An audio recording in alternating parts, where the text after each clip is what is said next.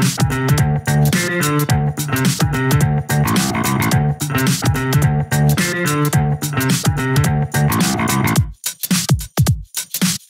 doesn't seem quite right.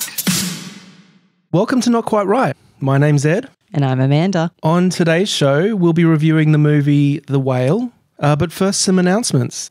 So on the last episode, we announced the Not Quite Right prize for flash fiction, running from the 14th to the 16th of July.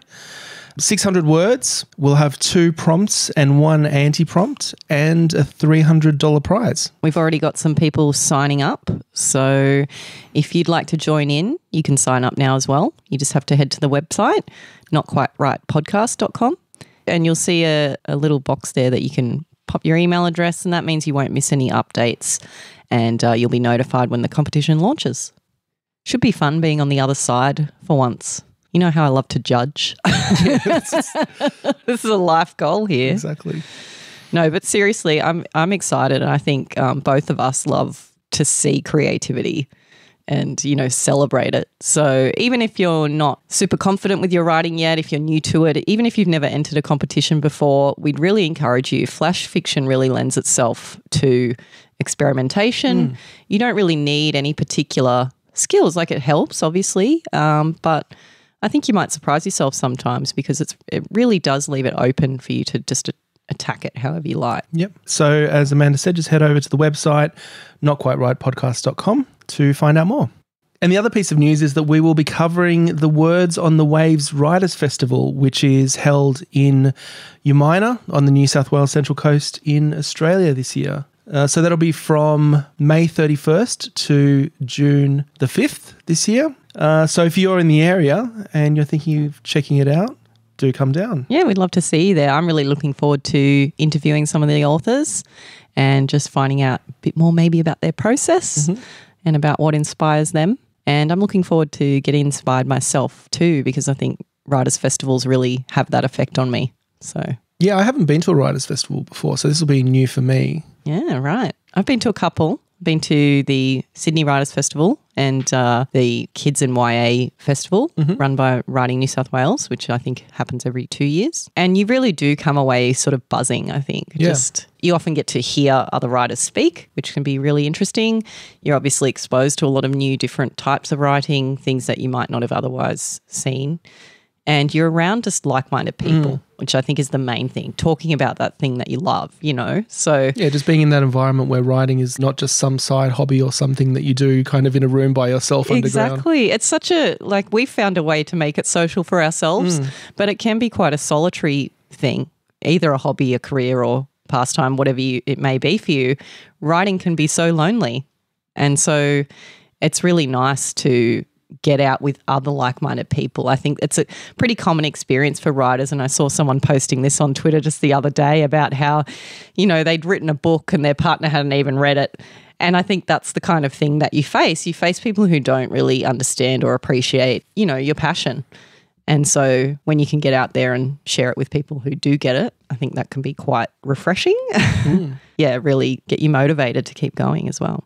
For sure. So Words on the Waves, you can find out more information at wordsonthewaves.com.au. And if you happen to be there, just look around for Amanda and I, and we'll see you there. So on the subject of the Not Quite Right prize for flash fiction, one of the unique features of this competition is that we'll have an anti-prompt. Not really the opposite of a writing prompt, but it is breaking one of the rules of writing. So we wanted to talk a little bit more about what that means, because you might think that breaking one of the rules of writing is just not something you want to do. And by asking you to break one of the rules of writing, we're asking you to fail, write a bad story. And that's not what we want to do. We want to encourage creativity. And I think both of us, we feel that sometimes the rules of writing need to be broken. I don't know if we both feel that way, but I definitely do. No, I do. So we wanted to give some examples, and these won't necessarily be the actual rules that we'll be asking you to break in the anti-prompt for the Not Quite Right prize, but it should give you an idea of what we're going for. So one of the common pieces of writing advice, commonly repeated writing advice that's given. And I know Stephen King's big on this one. And that's avoiding adverbs. Yes. And maybe not even just avoiding adverbs, but like expunging all adverbs from your writing entirely. And So do you want to explain what an adverb is for the people who, like me, were failed by the education system and not taught proper grammar? So an adverb is a word that modifies a verb. Yeah. So what's a verb? It's a doing word. It's a doing word. So if you are walking, walk would be the verb. And if you're walking slowly, slowly is the adverb that modifies the verb. So a lot of adverbs end in ly. Yeah. I think it was one of the Spanish authors, Gabriel Garcia Marquez, talked about adverbs sounding particularly harsh in Spanish because it ends in mente. Okay. And it's just that same repeating mente, mente, no matter what kind of root that you have to the word. Interesting. Whereas ly is just a bit more of a nothing. Two whole syllables you're devoting to it in Spanish. So in other languages, that can be even more of a harsh thing. But adverbs aren't always ly words. An example might be something that modifies the time that you're doing it, like soon or today or always. This one's a bit more rare, I guess, where the word hard. So you can fight hard, for example, whereas you wouldn't say fight hardly because hardly has a different meaning. Yeah. You could say that you are working hard or are you hardly working? Ah, very good. Exactly. So I think typically we think of them as the ly words. It's sort of easier that way, but certainly you can find examples that don't end in ly. Yeah, and I think the recommendation to avoid adverbs definitely comes from the right place, and the theory behind it is that you should be choosing a verb that is much stronger, that describes what you're doing much more clearly and I guess forcefully, rather than relying on a weak verb and trying to prop it up with an adverb. So in the example of he walked slowly, you might want to say he meandered or he ambled. Yeah. Exactly. So you want to find, in the interest of, I guess, being succinct and direct, you want to be able to find that right verb. And I think it is something that when you know this rule and you've learned to apply it, you can see it when it's not followed. You can see it, and you do see a distinction between an experienced writer and an inexperienced writer, I feel. For example, in some of the writing competitions I've entered where I've seen other people's entries, I do find that some of the weaker entries often are peppered with these adverbs, and it probably is one of the reasons why they are weaker. The piece doesn't feel as, I guess, compelling. And so it is definitely a rule that helps. And I think if you are aware of it, you can see how instantly you can improve your writing by just describing the action better instead of relying on these adverbs to sort of do the work for you. But I think we can probably both agree, and probably every writer would agree, that you need them sometimes. It's just you can go too far the other way sometimes, you know what I mean? Like when you could just say something clearly, like I just did, and you don't need to overdo it because that becomes distracting.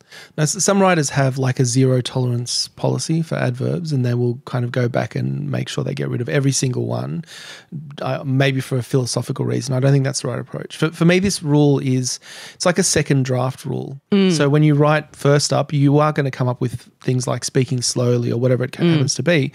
And when you do your second draft, you might think, well, how can I rephrase that to be more clear, more direct?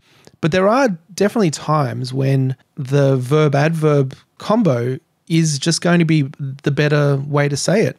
I mean, verbs can sometimes just not contain enough information to describe it as accurately as you want to. Or it's just the way you would say it. It's the way you would naturally say it. It's just the phrasing that sounds more natural. Or if it's in dialogue too. I mean, that you've got to remember that as well, that of course we use these words all the time when we're speaking. So, and potentially by not doing that, you might sound too formal. Yeah. I think a really skilled writer would know the times when it's appropriate to use them and when it's not. I certainly believe that this rule is a helpful one, and I would go through an item that I've written, go back through it and do a find, like a word find just on the ly, and look for those words and make the decision, do I keep it or not? Yeah, it's a good rule of thumb if you want to improve your writing to be conscious of, but absolutely not a hard and fast rule.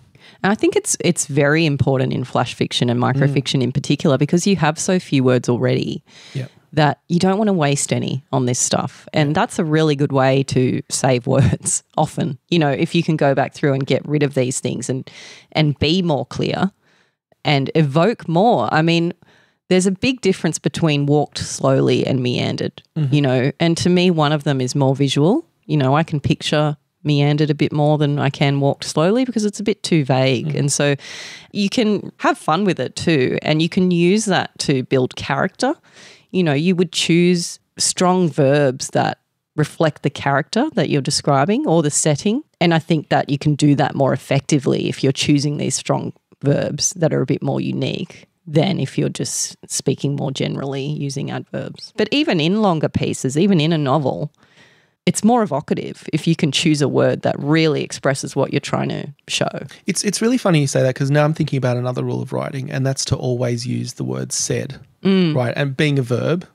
And two things. One is there are other verbs that can describe people. It's actually a really things. good counterpoint because, it's the exact opposite advice, basically. So the rule here, inverted commas, is that when you're writing dialogue for a character, that you should always use the word said afterwards. So he said, she said, Jenny said, whatever it is, as opposed to Jenny Ejaculated. You're right.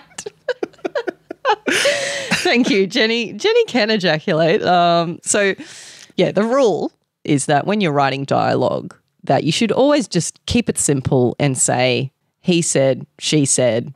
And the reason that advice is given is because other words, like the bit more colourful verbs that you could use there, they can be distracting. They're totally distracting. And I guess in that case, it's the opposite advice because we want said to disappear. It's literally just there most of the time to make it clear who's speaking. That's the only job of it. And I think that's a really good piece of advice as well. And again, something that would very clearly differentiate between someone who's coming at writing for the first time and someone who's been doing it a bit longer and has a bit more experience with these so-called rules. So, that does stand in contrast to what we've just been saying about how we should use these really strong verbs. Yeah, but again, that is a rule that sometimes I could see reason for breaking on an occasional basis. And I think that's the choice that we're making here. And I certainly don't always use said. I think any rule that you use religiously is going to be problematic because there will be times when it's appropriate.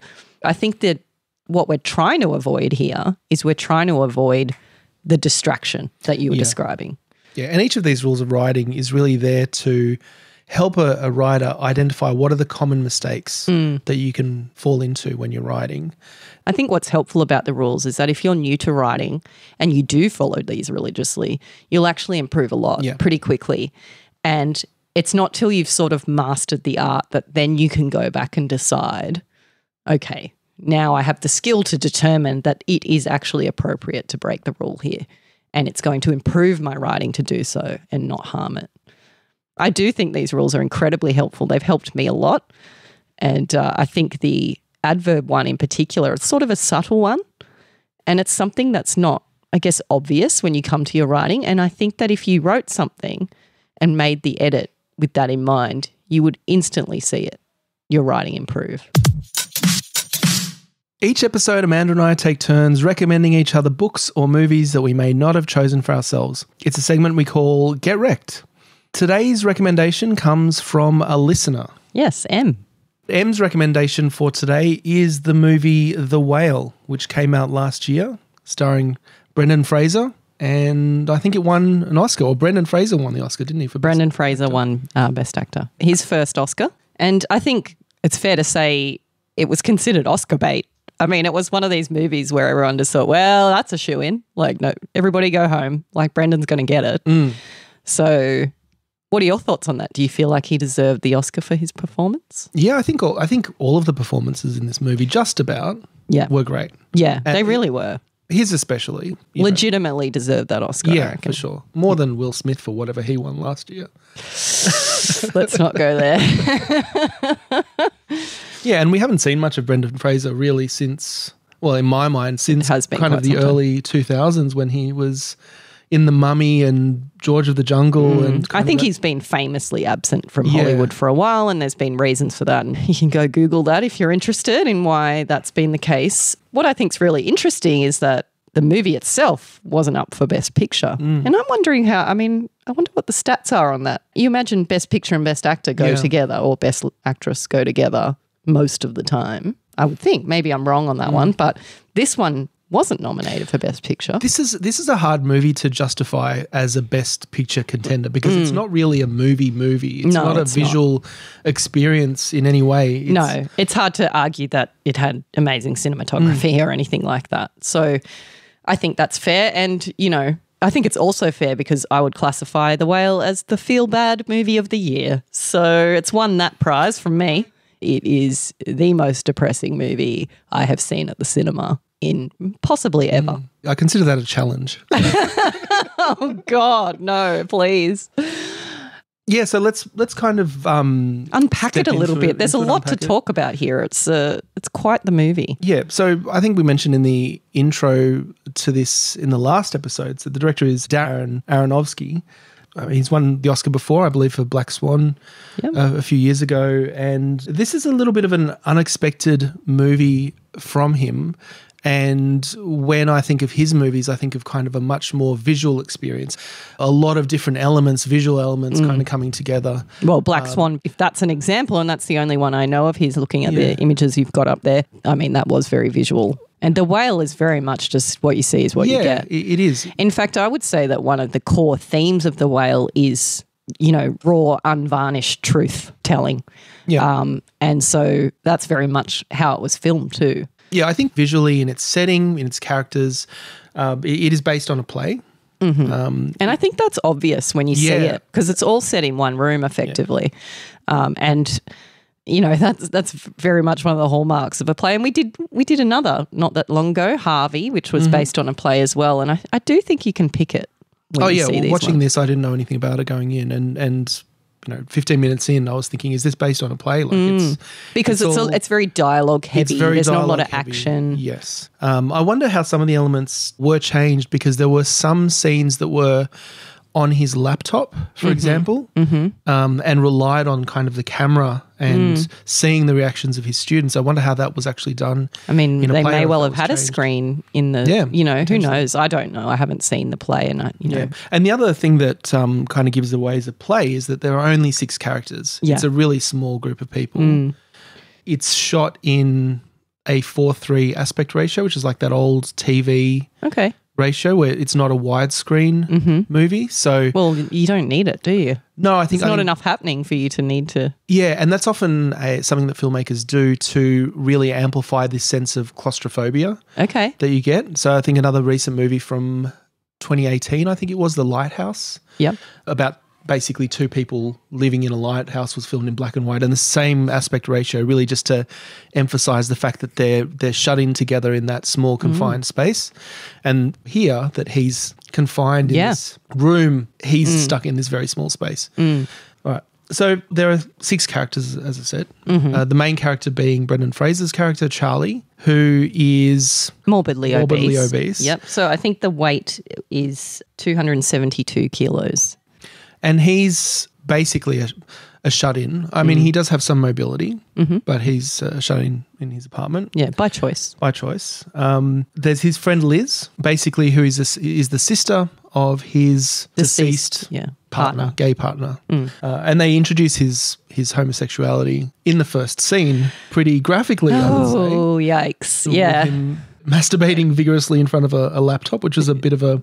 I guess that kind of set the stage for the show, for the movie, in the way that it is so confronting. In Absolutely. Its visuals. Yeah. And I feel like it didn't get worse from there. I feel like that was probably the most confronting element of the movie, for me anyway. And just very surprising, I would say. Like, it's hard to get surprised by stuff in 2023, and it did surprise me, you know.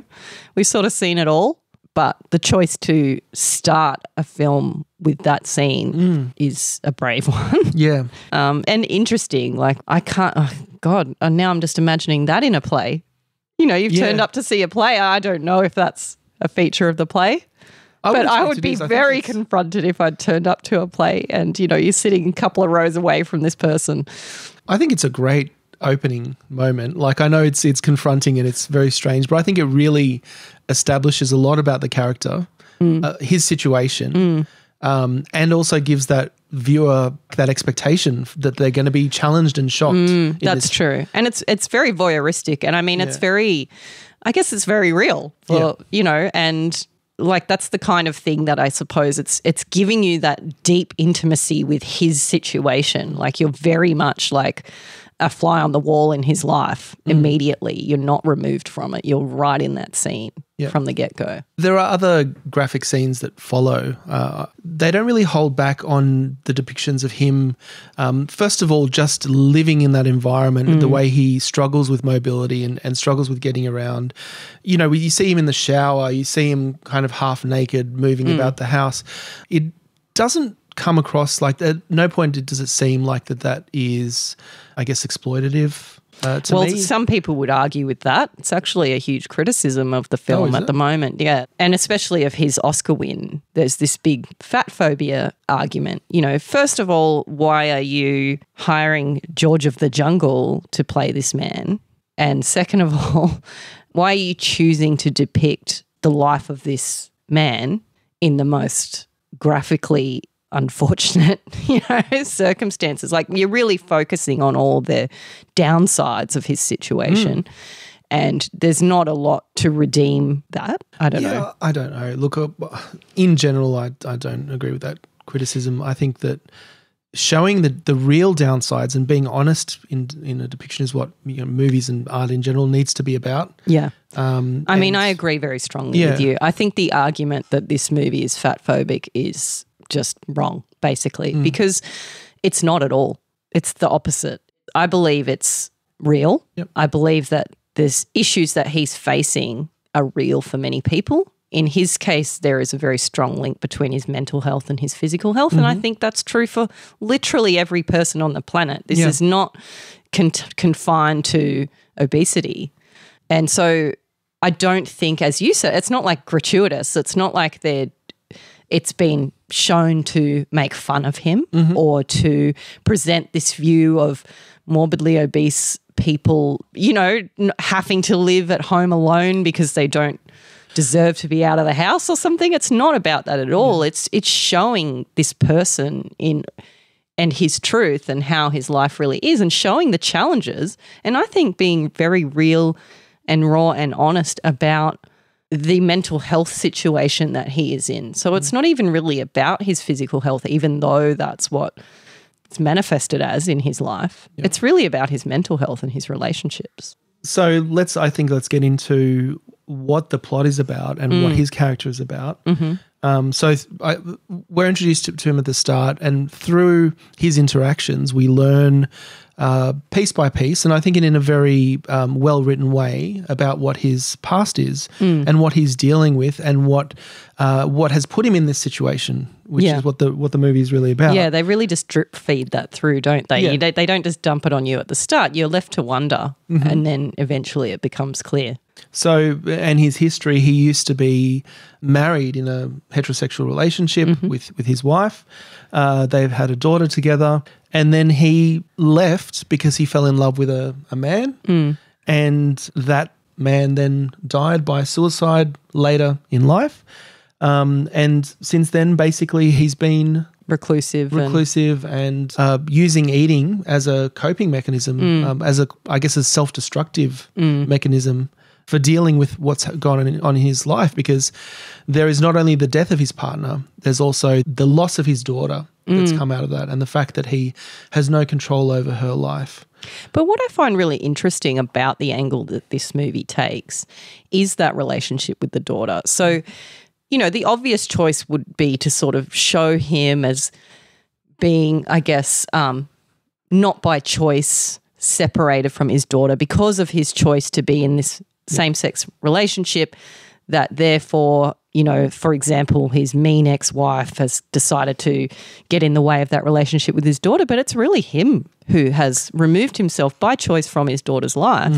And I found that really interesting, that dynamic. He wasn't a straightforward good guy. No, not at all. That things have happened to. He was a flawed character, And I think he as a character recognizes where his flaws are. And part of this whole thing, in fact, right up to the ending, is him trying to seek some sort of redemption for the decisions he's made.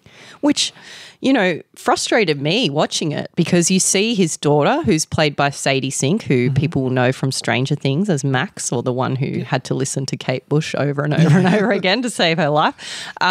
It's like as if he's luring her back into his life for his own gain again, and she's very clued on to this. She doesn't want a bar of it, basically. She's going to use him in return, which I think good for you because honestly, like as a father, he's been completely absent and completely neglectful of her, or so it seems based on the movie. And so I think, what right do you have to come back into her life? And I think the story is complicated, and I don't think we see it all play out. So we know that he obviously was the one that left, and he acknowledges that, and everyone acknowledges that.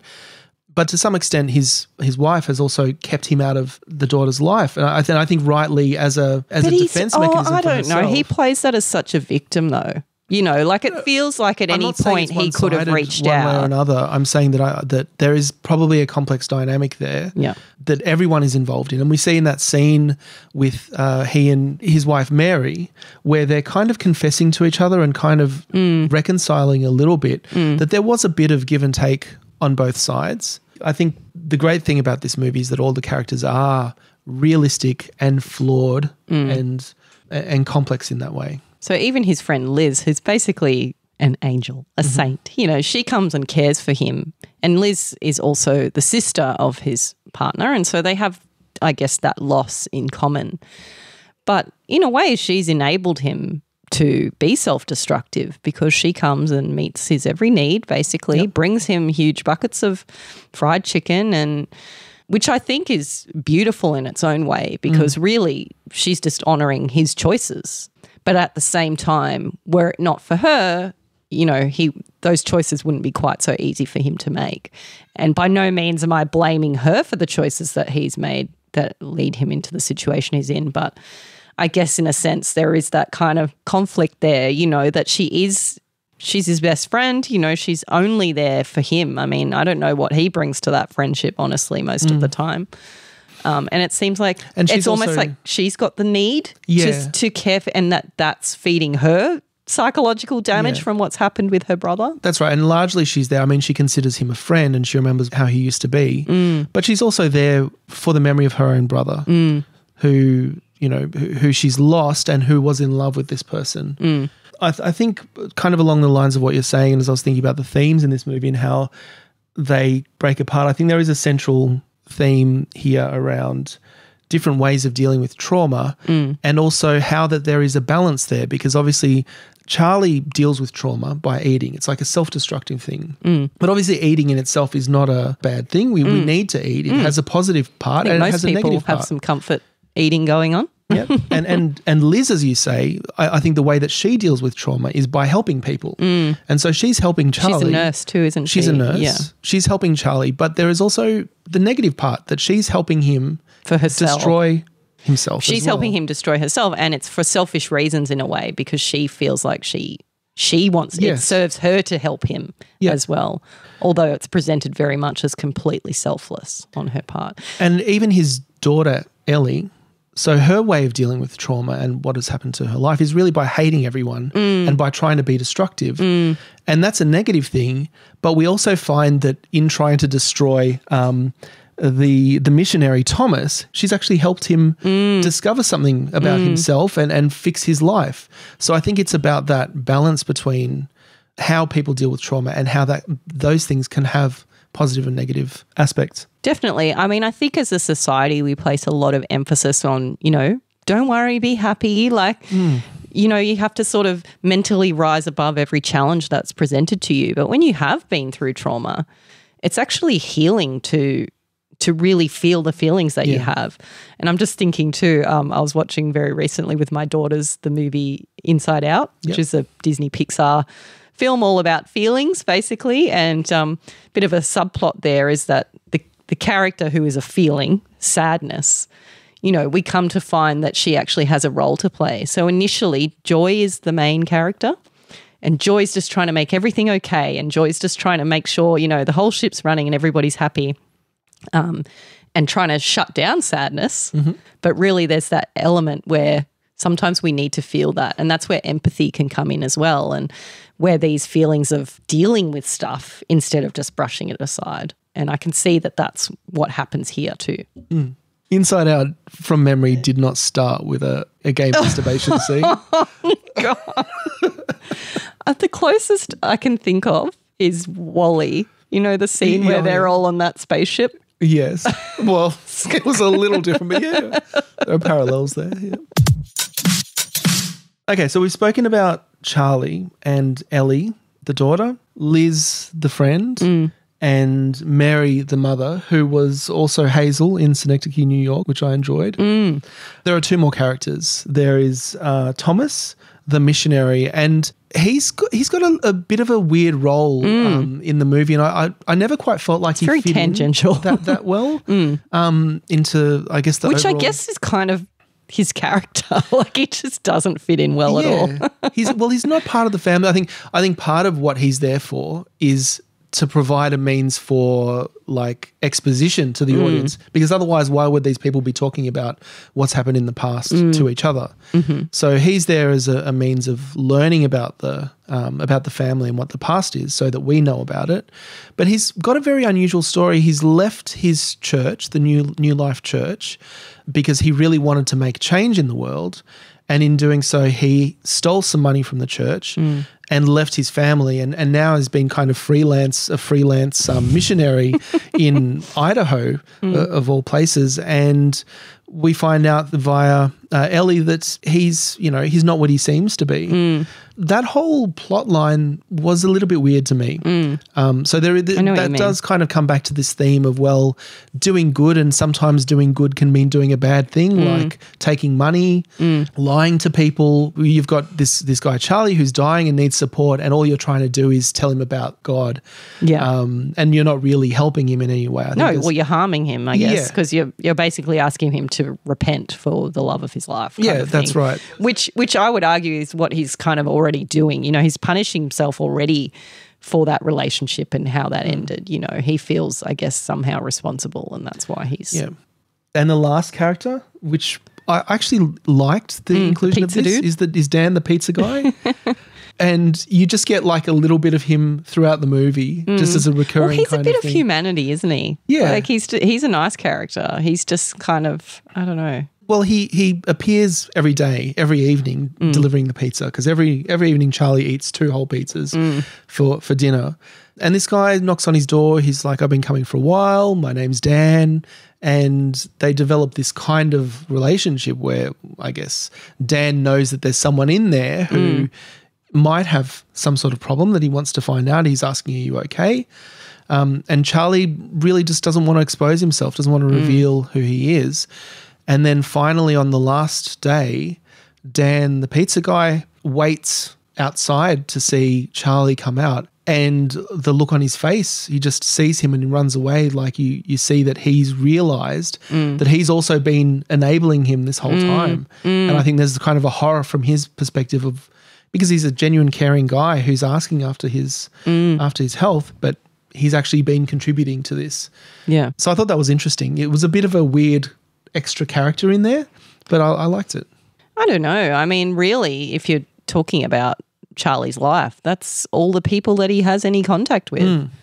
So the pizza guy is actually crucial to his life. Yeah. He's a very key character in his day-to-day life. That is true. And, part of his very limited human interaction. And there's also his students, of course. He's a teacher, literature teacher, I would say. And he doesn't reveal himself to his students at all. He pretends that his camera's broken, which we've all done on work meetings before. Mine's usually because I can't be bothered putting makeup on, but yeah. Coming into where the movie ends up, he realises that what is missing, I think, is honesty in his relationships, honesty about himself, the way that people interact, and he encourages his students to like write something that's actually real. Now listen, I have a little bone to pick with this movie and I want your opinion. The essay.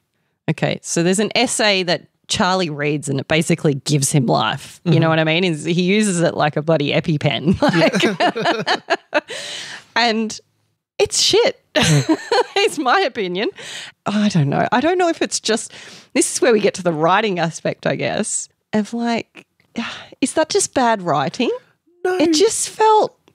But that wasn't the point. The point was that his daughter wrote I it. know that. Yeah. Right. And that was pretty obvious partway through that it was going to be revealed that his daughter was the author of that essay, and that's why it was meaningful to him. But he used it as this kind of shining beacon of this is the truth. And I just didn't feel like it was really that good. No. I mean, it's clear that it's his connection with his daughter that he's feeling there. But I don't know. I just had a lot of trouble buying that, I guess. So he received that essay via the daughter's mother 4 years before this is set, which I was thinking, how old was she when she was asked to write an essay about Moby Dick, like 12? Which is a bit unusual. Yeah. But again, this is what I'm saying. I wasn't buying it. So this was his last point where he actually got to see a little bit about what his daughter was thinking, because that came across pretty honest, even if poorly written. She was saying that, well, the parts of Moby Dick that seemed to be just thrown in there as random facts about whales were just a distraction because the author knew his story was so sad, he was trying to save you from the story. And isn't there something a little bit about like that in life? And he felt that was a really honest thing, that his daughter was connecting with this piece of writing, and him being someone who appreciates that, I think he felt a connection to his daughter, and he found that like a really profound thing. So I don't think it's really so much about whether it was a good insight or whether it was or whether it was profound. This is what I'm saying, though. Like, he finds it profound, yes. I don't think he finds it profound. I think he finds it honest and part of his daughter that he knows is still there, because his interaction with his daughter is that she's completely detached from the world, hates everything, won't engage on any level. I mean, he asks her to write something down in a notebook, and she comes back with like, I hate the world, I hate everyone. And he's disappointed until he realizes that it's a haiku. Yeah. And that she is actually engaging on some level. And that essay that she wrote is the same kind of reminder that even though she is struggling through this whole life that he's created for her, there is still some possibility that she could come back to it because she's written this essay. All of that is wonderful, and all of that would be fine if the essay wasn't so shit. Well, and to be fair, she's 12. Okay, if my daughter wrote that at 12, I guess I'd be pretty proud. All right, fine. I don't know if I'd use it as an EpiPen, but yes. When you're dying, just read me the essay. Yeah, but that's my point. Like, I don't know. I just thought it was a bit much. And because we're talking honesty and because that's the whole point of it, and it did just feel a bit disconnected to me. Yeah. And so I wanted to feel it because I really wanted to feel the feelings they were trying to make me feel. And instead I was just like, righto. But I will say that there is something I think that doesn't translate to the screen. Like in a play, there's a element of melodrama that has to be in there. That kind of, and that is that element where you need something to be a little bit over the top, a little bit symbolic. That's true. And when you translate to the screen, it might not work. All right, I'll give you that. All right, so if we're talking honesty, then what is your honest opinion of this film? And so I'm getting the vibe that you liked it. I mean, you do love a sad story. Yeah, my expectations, as I said, going in were for a kind of a bigger movie in some aspects. And this was a very small story. I think it was very well executed. All of the performances were great. The themes were it was well written. It was an established play. I don't know anything about the play, but they were working from something that was already working in some way or another. So it all came together pretty well. I loved the honesty in the movie, the way that it didn't shirk from just showing something that was awful and graphic and disturbing. But, overall as a movie, it's not one that I will be thinking about for years to come, or that really kind of moved me in a way that will be like forever with me, I think. So I felt very moved the day I saw it. I felt really down. It really did just put a massive dampener on my day, I have to say. What I thought was really interesting too is that when I watched this, I was immediately reminded of What's Eating Gilbert Grape. So have you seen What's Eating Gilbert Grape? So I guess because I was thinking it's got some similar themes, and What's Eating Gilbert Grape is so much better. Okay. So I actually rewatched What's Eating Gilbert Grape last night. So that's got Johnny Depp and Leonardo DiCaprio, who is playing a severely handicapped 18-year-old, and Johnny Depp's the older brother, who is basically his full-time carer, and then the family. And I guess the immediate and obvious link between this and The Whale is that Gilbert Grape's mother, Bonnie Grape, is morbidly obese as well and doesn't leave the house. Yeah. And basically the same weight as Brendan Fraser. Interestingly, there was no prosthetics and CGI involved. She was the weight, that she was. But a lot of similarities in themes. But watching it again was actually a really interesting experience because, there's some scenes in it where Johnny Depp is like holding up the neighborhood kids so they can peer in the window at his mother and like make fun of her basically. And I guess that's his little way he gets a bit of payback to his mum because of the life that has been created for him by some of her choices. And I just think it's really funny that back then in the 90s when that film was made, her size was probably more shocking.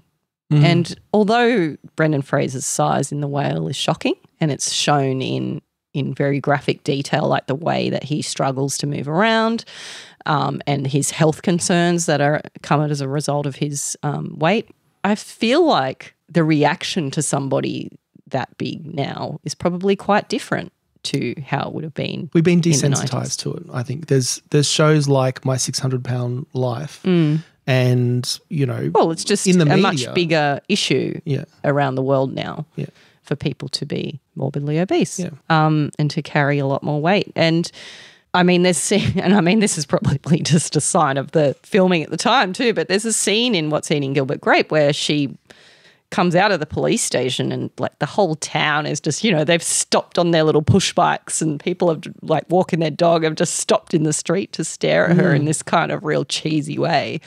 But very much a point and stare and laugh kind of thing. And I just don't think that would, like, it just didn't ring true at all now that would be people's reaction. I was talking about how it's hard to shock us in 2023. There was some scenes in What's Eating Gilbert Grape where one of his friends, there's some implied necrophilia, some pedophilia, and it's all treated very lightheartedly and a big funny joke. So that's a bit alarming. Looking back now that was just a big funny joke. But yeah, just a lot of parallels. And I mean, what I guess the biggest parallel is that in both cases, the issue has come about because of the suicide of a loved one. And so in What's Eating Gilbert Grape, it was his father. And obviously we've already talked about Charlie's partner and that was the catalyst for this change. Yeah, and I think like whether it's food or alcohol or drugs, it's really the same thing. It's like all the same thing. You feel bad and you want to just have something good for a moment that takes you out of it. And I mean, some people will just drink, some people will just have will eat, some people take drugs. Yeah. Or some people do other things that, may not be that destructive but actually are destructive. With their, they might just run all the time or, as a random example. Ruin their knees. Oh, yeah, those people, what jerks. You know what I mean? Like just take some healthy activity to an obsessive point. Yeah. Well, I mean, I'm sure we've probably got a scale here, a spectrum of most healthy to least healthy ways to deal with your issues. Problematic. And, jumping from relationship to relationship or all sorts of other ways that people might deal with that stuff. And it's very human. So for that reason, I don't see The Whale as being fatphobic. I see it as being just a very human story. I think the argument was that it was fatphobic because Brendan Fraser is not 272 kilos. And he did his best to gain weight and still had to wear, 136 kilo, something like that, suit. Yeah. Made full of marbles and, weight and plus CGI to make his movements seem less like he was wearing a suit. So, I mean, there's that criticism, but he's just won the Oscar for Best Actor. You'd be hard-pressed to find an actor who could have delivered that performance, and it really did hinge on his performance because without that strength of that performance, the movie would have been nothing. So I feel like that's a bit of a non-argument, really. It's a show us an non-argument. alternative. But it's a non-argument because the whole point of acting is that you get someone who is not that thing to be that thing. And it's a big thing now, of course, because of trans rights as well, and that's a criticism that gets made a lot of the time. In the TV show Euphoria, we have a trans character who is played by a trans actor. Yep. Also in one of my faves, Neighbours, before it got the boot, although I think it's getting rebooted, thank God, there was a trans actor playing a trans character there too, and it is quite rare. And I appreciate that those opportunities exist and that we are moving towards just there being more trans actors who have jobs to go to. You know what I mean? Like that this is something that's just not a big deal. But I don't see an issue with a trans actor playing a straight, whichever gender. Yep. I mean, Brendan Fraser's not gay either. He's an actor. That's the whole point. Exactly. And I think we face this as writers too, the exact same criticism, just a little bit of a different flavour of it. Like if you're not of a particular cultural background, that you really shouldn't be writing about that because that's totally disingenuous and it's not your place to do that. And I completely disagree with that. I mean, I think there are certainly instances where you could easily argue that that would be inappropriate to do, or if someone is doing it in a way that's offensive, specifically offensive because they've got it all wrong, for example. But that's what writers do. We use our imaginations, and you do go back to that base level of like, okay, as a woman, am I then not allowed to write about men? Yeah. Am I not allowed to write about women who are older than me because I haven't had that experience? And of course, it becomes a ridiculous argument very quickly. I think if you are writing with genuine intent, if you do research necessary to make the story seem real for people, then by all means, why should you not? You need to write with sensitivity and you need to research things that you don't know about, absolutely. But writing shouldn't be, or any kind of expression, acting, whatever, it shouldn't be about your identity, because then it pigeonholes you into what you are as an identity. And that shuts down representation. It shuts down representation, it shuts down creativity, and there's no need for it. I'm going to go out on a limb and say it's completely stupid. Like you should not be insisting that creatives just box themselves in really in any way like that. Yeah. I mean, absolutely anybody who does that and goes to the extreme with it, like writes as really from the perspective of a character from a culture, for example, that they know nothing about, or a trans character when they have no direct experience of that and don't even really know anyone who's been through those same issues, they are taking that risk as an author on themselves to do that in a way that's going to come across as genuine. But I think if you're an author in that position, then you want to find out what you can and speak to people who are in that situation. Obviously, and if you're doing this in the right way, then you would, right? But you can also just use your imagination. Yeah. I don't think it's that far-fetched for me, for example. I don't have any experience of a trans lifestyle, and I don't have any very close friends or family who have been through that, but I still get it. Yeah. You know what I mean? I'm not an idiot. Like I can see what happens. And although I have not experienced it myself, I can imagine that experience just as I might imagine what it might be like to be a fighter pilot. And, and if I might need to go and do some research about, the controls on a jet, for example, to make my scene seem more realistic. By the same token, if I felt there were gaps in my knowledge that went beyond just human understanding and went more to the specifics of something to do with that life, then I should do that. Yep. But otherwise, I'm just free to use my imagination, I feel. Yeah, I completely agree. I think there is one area where that kind of thinking or that kind of view is justified. For example, if there are 0 trans people being employed as actors and you're getting non-trans people to play trans roles, then there's an argument for saying, well, we need more trans people to be accepted as actors in those roles. It's kind of a catch-22 because you need more roles and you need more actors, and they sort of feed off each other, and it's not ever going to be an exact sum there of the right person in the right role. But, but if we're moving towards a world where that's more acceptable, then that's only got to be a good so thing. There's, I guess, the creator or the artist versus what you're talking about. And you might say there's not enough trans people as actors, or you might say there's not enough women directors, or there's not enough Indigenous writers, for example. But I think that is a separate discussion to the content of the actual art that they're producing. And I think we need to keep those two things separately. Absolutely promote groups that don't have the level of access or representation or a foot in the door to industries that have been exclusionary in the past, and we want to improve that. But I think the content of the art is a separate discussion. And I think you can criticise art if it is disingenuous. Absolutely. And the author or director or actor, they're exposing themselves to that criticism, and you will never make everyone happy. You are bound to offend people no matter what you do. But if you go in it with the best intentions and do the work, I don't think that really those criticisms are justified beyond just personal opinion. Another little interesting tie-in with What's Eating Gilbert Grape is the fact that in both The Whale and in What's Eating Gilbert Grape, they both have this scene where the parent, the morbidly obese parent, stands up and walks for their child. And it's like a pivotal moment in each film. And I just found that interesting, like that was just like the most they could do as a parent. I mean, we look at Charlie, and it's safe to say he's failed as a father up to this point, and that's what he's trying to make amends for.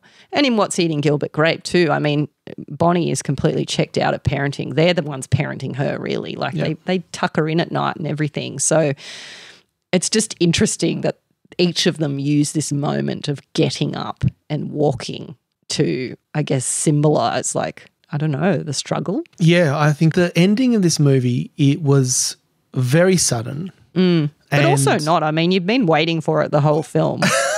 Well, yeah, I think it was earned. It was very quick, like the way that it happened. You know, he stands up, he goes to his daughter, he has that moment with her of realising that he has maybe shifted her in a way towards realising what she could be capable of and trying to undo kind of the harm that he's done. And then he has that moment of just, is the word apotheosis, of just becoming fulfilled and essentially probably dying at that moment. It's like the end of his story. I presume he died. Yeah. There's a flashback to the moment where he's on the beach. Like the last time he was on the beach, he's actually walking. Which is why we assume he died, because it's one of those classic flashbacks before you die kind Everything of thing. goes white. Yeah. You see your whole life flash before your eyes. Yeah, kind of thing. And he's realised his mission, basically. The walking felt a little bit, to me, like a little bit forced, because he couldn't walk. Like he tried. He couldn't do it. Like the symbolism there was like, now in this moment, this final moment, I can finally overcome and do this for my daughter and it was a little bit like, okay. But then same again for Bonnie Grape. Yeah. So there's actually two scenes where she walks. So there's one where she has to go and rescue Leonardo DiCaprio's character Arnie from the police station. And she gets up and she gets in the car and she goes to the police station and basically tears him a new one when she gets there. And it's a very moving scene because it's the first time she's moved and she's only done it to go and rescue her son, basically. Yep. And then towards the end of the film, when in a similar way, we've had this nice moment with Gilbert, who's, reconnected with her a bit. He's introduced his girlfriend to her to sort of basically show that he's no longer ashamed of his mother. And then she decides she's ready. She's going to walk up the stairs and she's going to go to this bed that her daughter has made up for her previously rather than sleep on the couch. And so she does that. She goes upstairs and then she dies in bed, basically. So in both situations, it's like this walking, like they've finally done it, which is really an argument if you're morbidly obese to just not walk because you might die. So, yeah, it's just interesting that they've chosen this. Yeah, I think also, why choose that? Well, going back to the fact that it was a play, like that is something you can demonstrate on the stage because you can't show that flashback on a stage. You can't show like the white light. Well, maybe there was just a white light and that's over, or curtains, but it's showing I'm finally making having this step towards actually turning my life around and being the father that I want to be, but I couldn't be. And maybe there is supposed to be some ambiguity in that final scene, as in that he's standing up. Maybe he could make a change in his life. I think that from what we've seen, it's the more reasonable interpretation is he's probably going to die. Like that's the last thing he can do. But there is maybe like a little bit of hope there that he's come that far. He's done the thing he couldn't do. He's almost ready to change. He's almost ready. Like there could be like a movie after that where he turns his life around and becomes a healthy person. Yeah, it's not that kind of movie though, is it? I don't think that's the case, but there is a moment of ambiguity there. You call it ambiguity. Maybe hopefulness. Maybe just you don't quite see him die. Maybe things turned out for the better. All right, we'll let you believe Are you letting me be the hopeful one, the positive one in this? That's weird, isn't it? That is weird.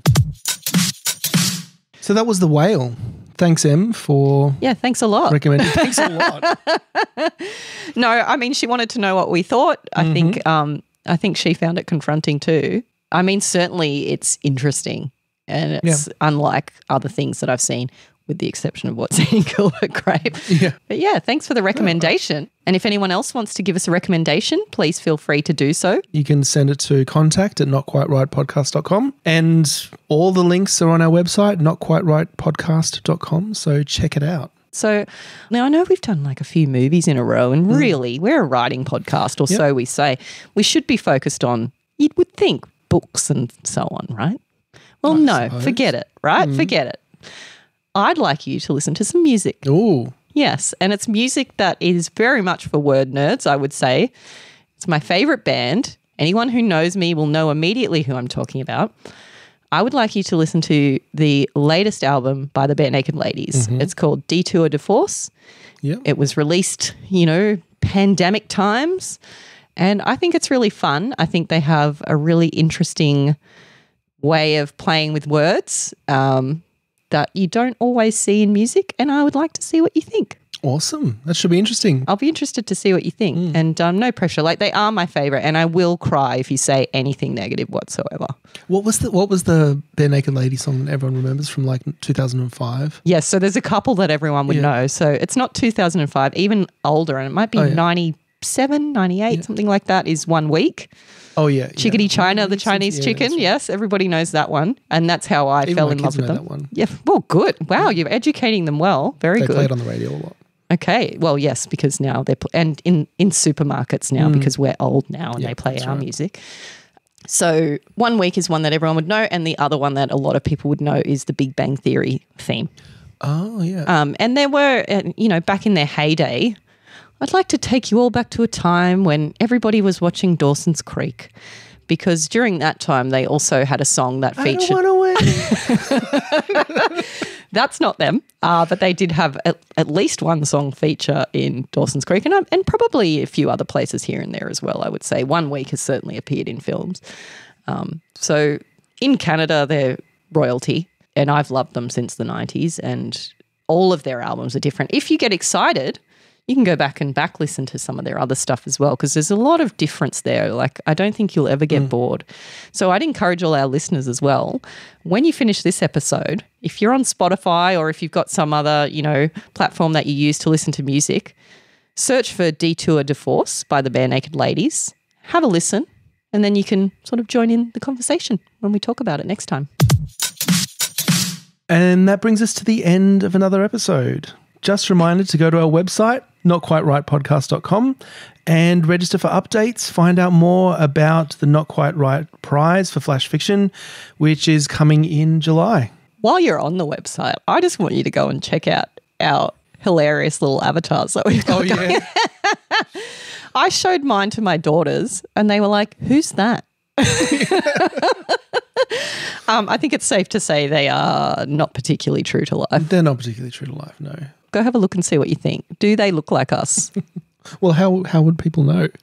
Go have a look and tell us, is that how you envisage us? Because I can guarantee you, you're going to be bitterly disappointed when you... Yeah, so if you turn up at Words on the Waves with these pictures... Yeah, looking for us. No. Good luck. Good luck. And until next time, right on. Right on. Thank you for listening to Not Quite Right. If you'd like to reach us via email or follow us on social media, you can find all the links on our website, notquiterightpodcast.com. That's WRITE. And if you enjoyed the show, we'd love it if you could leave us a 5-star review on your favourite podcasting app. Something doesn't seem quite right. I thoroughly confused my brother and sister-in-law the other day because my brother-in-law's he's Irish, and so he likes to be a bit cheeky. So he wears just shirts to be offensive. Oh, yeah. But they're usually a bit clever and funny. One of his faves was that one you've probably seen. It's like it just says Melbourne, but it's a picture of Sydney. Oh, yeah. Anyway, so I saw this shirt online. I said, I'm going to get you this. And I sent a picture. But they were so confused. And they were just really polite about it. Oh, yeah, that looks like a good shirt. Thanks. But it just had re, like R-E, big, and then next to it, like, so just the littler words, cycle, use, new, and think. So it was like recycle, reuse, renew, rethink. But if you read it as an acrostic down. Cycle, use, new, think. Take your time. Is it a pronunciation thing or a word No, thing? it's an acrostic. You know what an acrostic is? Oh, you mean the first letter? Yeah. Okay, I get it.